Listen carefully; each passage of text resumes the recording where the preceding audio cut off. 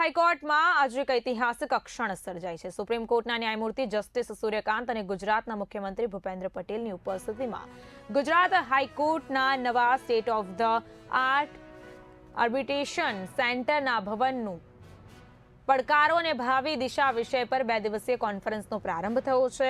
આ આર્બિટ્રેશન સેન્ટરની નવી વેબસાઇટ અને ન્યૂઝલેટરનું વિમોચન પણ કરવામાં આવ્યું। સુપ્રીમ કોર્ટના અનેક ન્યાયમૂર્તિઓ તેમજ ગુજરાત હાઈકોર્ટના ચીફ જસ્ટિસ ન્યાયમૂર્તિ સુનીતા અગ્રવાલ સાથે જ અન્ય ન્યાયમૂર્તિઓ ઉપસ્થિત રહ્યા હતા। સાથે જ કાર્યક્રમથી ગુજરાતમાં આર્બિટ્રેશનની વ્યવસ્થા વધુ મજબૂત બનશે અને આંતરરાષ્ટ્રીય સ્તરે પણ ગુજરાતનું સ્થાન વધુ ઊંચું થશે એવી આશા વ્યક્ત કરવામાં આવી।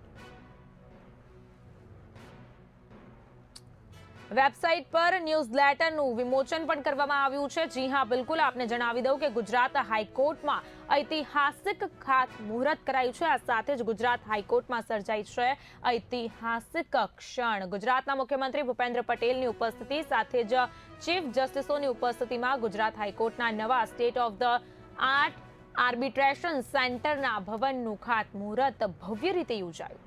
આ સાથે જ સંસ્થાકીય આર્બિટ્રેશનના પડકારો અને ભાવિ દિશા વિષય પર 2 દિવસીય કોન્ફરન્સનો શુભારંભ પણ કરવામાં આવ્યો।